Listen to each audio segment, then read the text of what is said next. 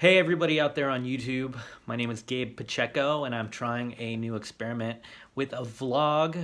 I just want to let you in on, what I've been getting into pop culture wise lately, and today we are going to be reviewing a movie that I recently revisited. I went back and I saw La Bamba again. This movie came out in 1987 and I saw this movie in 1987 and then completely forgot about it. But I never revisited the film. However, as a kid, I did have the soundtrack on record, and I would play La Bamba and I would play Donna and dance around to those songs in the living room with my little brother and little sister. And yeah, it was cool. I remember my parents took me to see this movie, and it is a Chicano classic. It's up there in the canon, and it's part of this wave of movies that came out in the mid '80s that kind of showcased life for Latinos, here in the U.S. during a time when we were kind of invisible. And most of these movies that came out during this time period had Eddie Olmos in them, and a lot of big issues like Stand and Deliver and El Norte. But La Bamba fits into that, and La Bamba it is Lou Diamond Phillips' debut movie, and although he isn't a Chicano, he does look the part. I think in real life he's half Filipino and half Scotch Irish, according to his Wikipedia page. But yeah, this is Lou Diamond Phillips' debut movie, and I loved him in a lot of the films that he made in the '80s. I loved him in Stand and Deliver again. Also, he was in the Young Guns Part 1 and Part 2. Great as an Indian outlaw in both those films. And he was in The First Power, which is a film that that really brings together several different genres that I love. One is the cop movie, and also serial killers. And thirdly, it's a horror movie because the serial killer in The First Power, he goes through a satanic ritual, and so when he is executed, he can come back and possess other people. So this was a really scary movie to see. I don't think it holds up now, but it was a scary movie to see as a little kid. The First Power. So that's a Lou Diamond Phillips deep cut. But here today we are going to be discussing La Bamba, and this movie was. I think it's timely. I think it really holds up, and to watch it now in the context that we're in the United States, where Latinos are being demonized, Mexicans are being demonized. It's good to see a movie where we see the contribution that Chicanos have made to pop culture and how we made a lasting imprint in rock and roll. And this isn't just a movie about music either. This movie touches on a lot of other issues. There's domestic violence is in it. What happens to people who have been in and out of the criminal justice system. Also, migrant work in general, which isn't just a Mexican or Latino issue, but an issue for immigrants of all shapes, sizes, and stripes. And it's a this, as much as this is a movie about Chicano identity, it's also a movie about what it was like to be any of the farm workers or brown or black people living in Southern California during this time. The movie takes place in 1957, and it follows the meteoric rise and fame of Richie Valens, Ricardo Valenzuela, who went by the name Richie Valens. And he had a very short-lived yet influential career between the years of 1957 to 1959. When he was still a teenager, Richie Valens ended up being a rock and guitar god. So to start off with, the movie has the cast is Lou Diamond Phillips, who we love. Esai Morales is in it. He plays Bob, Lou Diamond Phillips, Richie's older brother. Bob is he gives Lou Diamond a run for his money with dramatic acting. Esai Morales' Bob is super over the top as an ex-con greaser Chicano, and who who he's a Rolling Stone. He loves to party. He loves to drink. He's a drug mule, and he's kind of a problematic character. He doesn't take no for an answer. I think that he wouldn't define sexual assault or rape as that if it's in the context of marriage. So we'll leave it there with that. He's a piece of work, and he sort of illustrates a lot of the pathologies that young troubled men have in lower socioeconomic contexts. So we got Bob. He's Esai Morales, and he's a foil for Lou Diamond Phillips in this. Richie's character in this is kind of he's a white knight in a lot of ways. He's almost the perfect role model. He's great as a caregiver for his younger brothers and sisters. He sings songs for little kids in the neighborhood. He's a chaste lover and a romantic boyfriend, and he takes care of his mother. So we've got him in contrast with his older brother Bob, who is a little bit of a bastard, both metaphorically and literally. We don't know who his father is. He shares a different father than Richie, who was brought up by his World War II veteran Chicano father, Steve, who recently passed away before the film starts. Also, we've got Elisabeth Pena in this movie. Elisabeth Pena plays Rosie, and Rosie is married to Bob, and she was sort of Richie's first crush back in the migrant farm fields. Yeah, man, Elisabeth Pena, R.I.P. She passed away in 2014. Very sad. I loved seeing her out there working. She was one of the first Latinas I ever saw in a movie.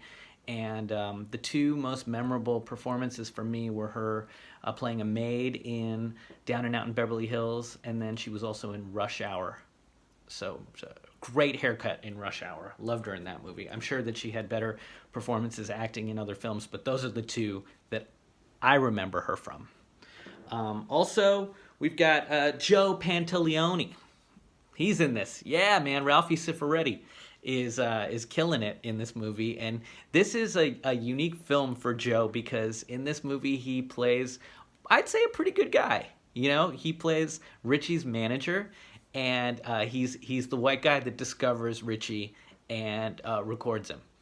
And in it, obviously the bottom line is money, but the relationship doesn't seem exploitative. It doesn't seem like he made Richie sign a binding contract that robbed him of all of his rights and royalties. He comes off as kind of a good a mentor who really helps guide Richie in productive directions. Also, Joe Pantoliano, I don't know if I pronounced his name right, but whatever. It's a vlog. What are you going to do? This is one of those rare occasions where he's happily bald in this movie. Yeah, I mean, he wears the trademark fedora, but he's not wearing a wig underneath it. You can tell that he's bald. It's great to see him young and in the 80s. And another great 80s performance for Joe, if you like this film, is Goonies. But he plays a villain in that. Different. In this one, he plays a good guy. He's another white knight. Yeah. So this movie was directed by Luis Valdez, and there's too much to say about this guy to go into it in this very, very short vlog that we're doing today. But he is a famous Chicano playwright, and he is best known for his work with the Teatro de los Campesinos, and also for the movie Zoot Suit, as well as directing this film here. Yeah, he's great. So Luis Valdez, and I think that him writing and directing this really he did a great job of showing all of these different intersections of what the problems and tensions and issues in a Chicano identity were at that time and still are today. And to talk about those a little bit, so Richie, he's just an all-American, typical 16-year-old boy at the beginning of the movie, except for the fact that he is working in a migrant camp. So the first thing we see in this is just how miserable life was if you weren't a white suburban kid in the late 50s. And I'm watching La Bamba with my girlfriend, and she looks at the screen and she goes, "Why are they all speaking English?" She didn't know that the movie started in the United States of America. She thought that we were somewhere south of the border with campesino peasants, picking fruits on a plantation somewhere down south. That's not the case. This movie starts in the Central Valley of California, and you see the working and living conditions of people who are American citizens. And when we use the term migrant worker, it doesn't mean that they're immigrating across borders. It means that they're itinerant workers who are moving with the seasons and with the crops to pick the produce that we all eat in this country.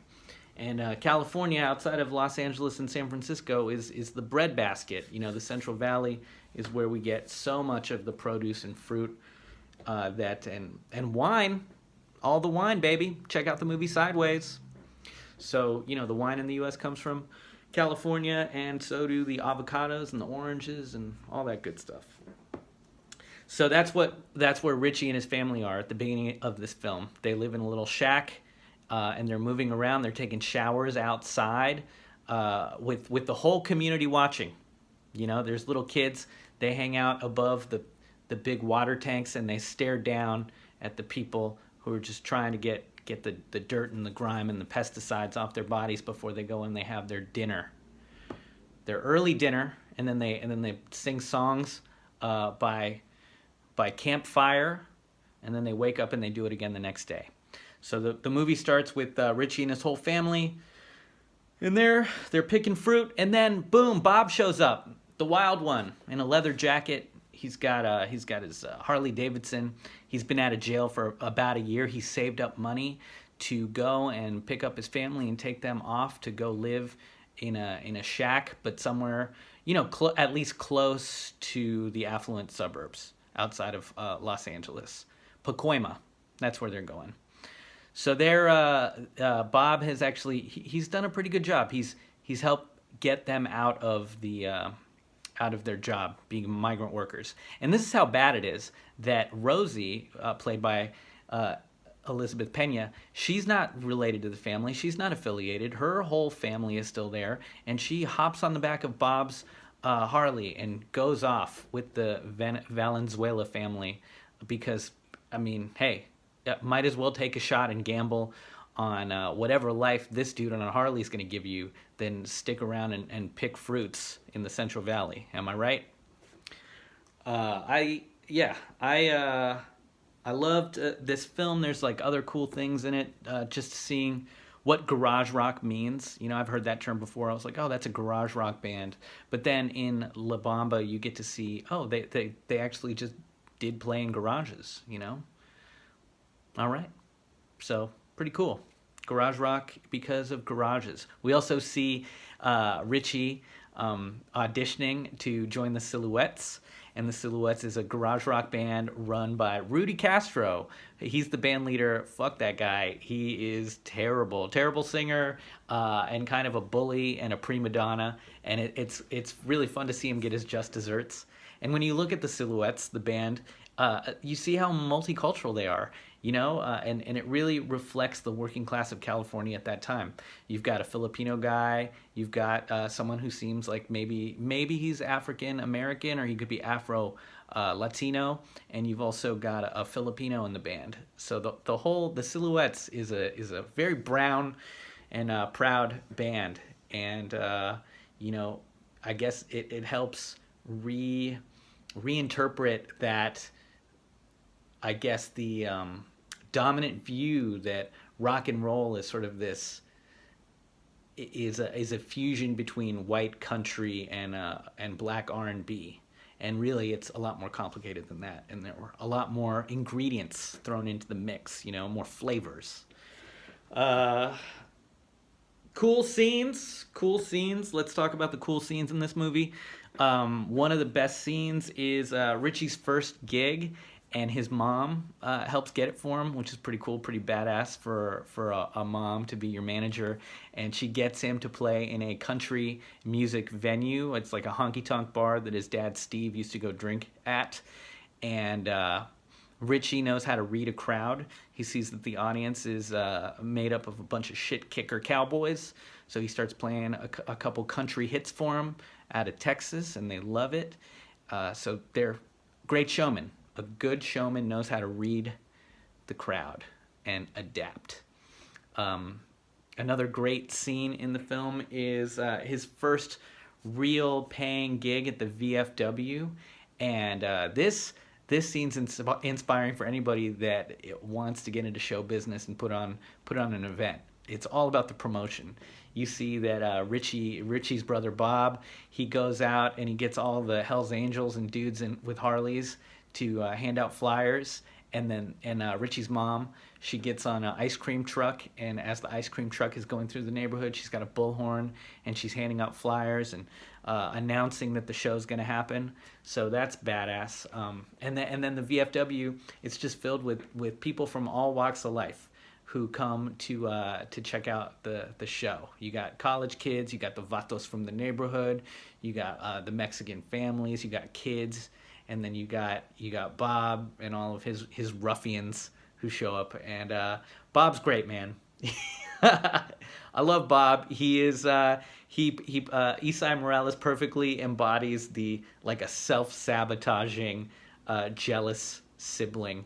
And for anybody that does have siblings, this is just a cool movie because you get to see those dynamics play out, where one sibling is definitely the favored son, and what happens to the other son or the other sibling that isn't getting the same amount of love and sunshine from the family. They start acting out, they become the black sheep, and that's what happens to Bob. Bob has been institutionalized a little bit. We find out later that his mom actually turned him in and got him in trouble. That's what led for him getting that jail bid. Well, I don't know what he went to jail for. Maybe it could have been drugs, it could have been drinking, it could have been fighting, or it could have been thievery. Who knows? But yeah, man. But Bob has spent some time behind bars, and he's definitely bitter about it. And you see right here that the system really isn't it really isn't in the job of rehabilitation. Anybody that goes in comes out feeling a lot worse than when they went in, and probably acting out based on that bitterness and the fact that they lost some time. Boom. Other really fun scenes that I loved in this were the trip to Tijuana. That's probably the most memorable scene for me. The trip to Tijuana. It is it's a homecoming for Richie, and Richie embodies this tension in like a Chicano identity, because Richie, he's brown, man. His family is Yaqui Indian. He's a mestizo. He's indigenous, but everyone talks to him in Spanish, and he doesn't speak any Spanish. And why should he know Spanish? I mean, he's living in a migrant work camp. He's probably not spending a ton of time in school, so Mexicans aren't born with a gene for Spanish. You gotta learn it somewhere. And in the United States, the dominant language is English, so he's speaking English. And he doesn't have a big connection with his Mexican identity until he goes down to Tijuana. And in Tijuana, Bob tries to get him laid for the first time, but Richie, ever the chaste knight errant, he instead falls in love with the mariachi band played by Los Lobos, who play the song La Bamba, and so Richie spends the evening listening to them play La Bamba and learning the chords. And he wakes up the next day in a wise man's shack, and he's hungover. He's got a tattoo of a flying guitar on him, so he's been branded. And this shamanic curandero, this wise man, comes into the house, and he's wearing a snake skin as a bandana. What a great scene! So he gets his wisdom and his magic from the snakes, you know. And he tells Richie that when you living is a dream, and when you die, you wake up. And he gives Richie a talisman to help him with his nightmares around planes crashing. Richie's had nightmares about planes crashing since he was a little kid, and I guess some planes exploded overhead in the playground where his friends were playing basketball, and one of his best friends got smashed underneath the wreckage of a plane. So he's justifiably has good reason to fear airplanes at the beginning of this film. He's got some PTSD from that, and this is going to come back later, because as Richie becomes more and more famous, he's going to have to take airplanes to get around the country, you know. One airplane he has to take is to Philadelphia, and he does all right with that. You know, he drinks, I think it's like a double or a triple of vodka to help calm his nerves. I get that, totally. Drink on airplanes, but make sure you drink a lot of water, you know, when you're traveling, because you will get dehydrated at those high altitudes. So drink alcohol on the plane, but then drink water. And maybe Gatorade. Get some electrolytes, you know? All right. So love the scene where Richie goes to Tijuana and meets the shaman, and I think that this scene shows that it's a homecoming. You know, Richie sees where he comes from. He gets to integrate this south of the border component of his identity, you know, more fully into what his persona will be on stage. And he has the breakthrough where he decides that he's going to record La Bamba. And in a time where people of all ethnic backgrounds were changing their names to sound more American for showbiz, which Richie does as well, this idea that you would sing a folk song in Spanish is pretty, you know, mind-blowing. But he does it. And now, you know, as an adult, I see how big and brave a move that was for him. But, you know, it's crazy that more pop stars don't sing songs in Spanish all the time, because there are always hits on the radio, you know. Guantanamera, people loved Guantanamera. They can't get enough of it. Beck, he sings songs in Spanish. That's cool. Sublime, they sing songs in Spanish. Love that. I remember the first time I heard Cypress Hill and they had a rap song in Spanish. Amazing. I love them for life now because they had a rap song in Spanish. All right, we're running out of time now, so let's get back into this. Saddest scene of the movie. Come on, man. You know what the saddest scene in the movie is. Okay, yes. When Richie dies, that's really sad. But for me, another really sad scene is the what happens to a dream when it's deferred scene. And that is, you know, Bob. Bob had some talents too, man. Bob was an artist. He was out there drawing pictures of Bugs Bunny and Woody Woodpecker and all that. And he comes home drunk and jealous of Richie. And he doesn't think he's gonna make it. He loses faith in his own craft, and he starts tearing up all of the pictures of the cartoons that he'd been drawing after he won a contest. And it's just heartbreaking to watch anybody give up on their dreams, you know. So don't ever give up on your dreams out there. You keep working even in the face of adversity. And parents that don't understand because they love your sibling better than they love you, which is just the case for Richie and Bob. All right. A lot of domestic violence in this movie. A lot of violence. A lot of interpersonal violence. And you know what I got to say about that? Nobody in this movie learned how to de-escalate a situation.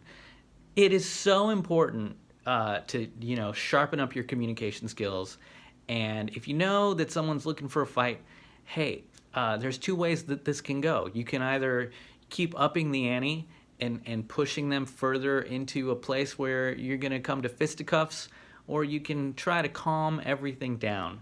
So, everyone in this movie really just how to push each other's buttons. And it makes for great drama. to see people pushing each other's buttons, because you as the audience, you get to watch and judge and say, well, I would never do that. I know better than to exacerbate a situation. La Bamba also, great soundtrack, fantastic old tunes, fun for the whole family. These are all songs that you would hear the California Raisins sing, or that you might hear at Johnny Rockets. It's cool. I like that. It made me really appreciate the classics. I've gone back and listened to a whole bunch of early rock songs after watching La Bamba. Another fun thing to do is watch old Little Richard performances, and it feels so contemporary. I can definitely see where modern performers were inspired by Little Richard, of all people. Yeah, these old 50 performances, when I was younger, I used to think that they were corny, mostly because it was in black and white and it seemed so PG relative to the lyrics that you hear today. But all those guys were pretty edgy, pretty fun to watch now, looking back. Anyway, I've run out of time and I've run out of steam. So this is the first super casual movie review on my channel. I'm Gabe Pacheco, and if you like this, I have a podcast called Eat, Pray, Judge, and we will actually be reviewing La Bamba on Eat, Pray, Judge. It's on iTunes, and my co-host is Sammy Hamarne for that, and we are going to have guest comedian Melissa Rocha. So the two of them are going to join me for a more spirited discussion about La Bamba. All right. Peace.